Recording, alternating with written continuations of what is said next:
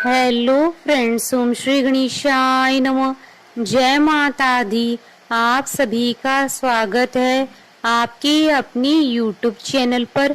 आप सभी को नवरात्रि की हार्दिक शुभकामनाएं। आज हम नवरात्रि के 9वें दिन पर दुर्गा सप्तशती पाठ के 13वें अध्याय को प्रस्तुत करेंगे। फ्रेंड्स, वीडियो शुरू करने से पहले आपसे रिक्वेस्ट है, अगर आप हमारे चैनल पर नए हैं और आपने अभी तक चैनल को सब्सक्राइब नहीं किया है तो प्लीज सब्सक्राइब कीजिएगा चैनल को। साथ ही प्रेस कीजिएगा बेल आइकन को, जिससे नए वीडियो से रिलेटेड नोटिफिकेशन आपको तुरंत प्राप्त हो सके। और वीडियो पसंद आने पर वीडियो को लाइक और शेयर जरूर कीजिएगा, ताकि सभी भक्तों को इस वीडियो का लाभ प्राप्त हो सके। और कमेंट बॉक्स में जय माता दी जरूर लिखिएगा। या देवी सर्वभूतेषु शक्ति रूपेण संस्थिता नमस्तस्यै नमस्तस्यै नमस्तस्यै नमो नमः। 13वां अध्याय प्रारंभ। राजा सुरत और वैश्य को देवी का वरदान। महर्षि मेधा ने कहा, हे राजन, इस प्रकार देवी के उत्तम महात्म का वर्णन मैंने तुमको सुनाया। जगत को धारण करने वाली इस देवी का ऐसा ही प्रभाव है। वही देवी ज्ञान को देने वाली हैं और भगवान विष्णु की इस माया के प्रभाव से तुम और यह वैश्य तथा अन्य विवेकी जन मोहित होते हैं और भविष्य में मोहित होंगे।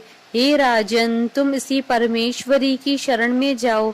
यही भगवती आराधना करने पर मनुष्य को भोग, स्वर्ग तथा मोक्ष प्रदान करती हैं। मार्कंडेय जी ने कहा, महर्षि मेधा की यह बात सुनकर राजा सुरत ने उन उग्र व्रत वाले ऋषि को प्रणाम किया और राज्य के छिन जाने के कारण उनके मन में अत्यंत गिलानी हुई और वह राजा तथा वैश्य तपस्या के लिए वन को चले गए और नदी के तट पर आसन लगाकर भगवती के दर्शनों के लिए तपस्या करने लगे। दोनों ने नदी के तट पर देवी की मूर्ति बनाई और पुष्प, धूप, दीप तथा हवन द्वारा उनका पूजन करने लगे। पहले उन्होंने आहार को कम कर दिया, फिर बिल्कुल निराहार रहकर भगवती में मन लगाकर एकाग्रत पूर्वक उनकी आराधना करने लगे। वह दोनों अपने शरीर के रक्त से देवी को बलि देते हुए 3 वर्ष तक लगातार भगवती की आराधना करते रहे। 3 वर्ष के पश्चात जगत का पालन करने वाली चंडिका ने उनको प्रत्यक्ष दर्शन देकर कहा, देवी बोली, हे राजन तथा अपने कुल को प्रसन्न करने वाले वैश्य, तुम जिस वर की इच्छा रखते हो वह मुझसे मांगो, वह वर मैं तुमको दूंगी, क्योंकि मैं तुम पर अत्यंत प्रसन्न हूँ। मार्कंडेय जी कहते हैं, यह सुन राजा ने अगले जन्म में नष्ट न होने वाला अखंड राज्य और इस जन्म में बलपूर्वक अपने शत्रुओं को नष्ट करने के पश्चात अपना पुनः राज्य प्राप्त करने के लिए भगवती से वरदान मांगा।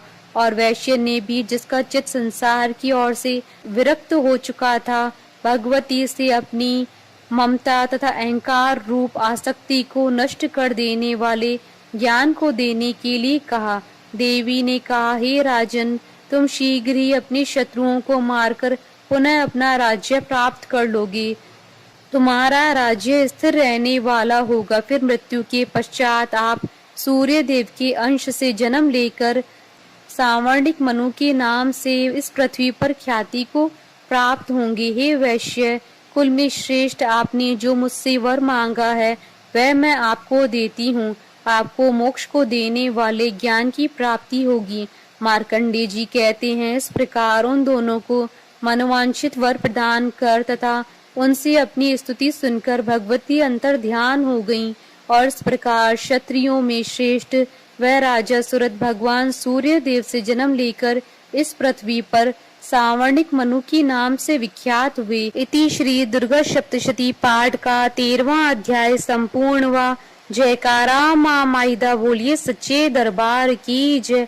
हमारे साथ इस वीडियो में अंत तक बने रहने के लिए आपका धन्यवाद। ओम श्री गणेशाय नमः। जय माता दी।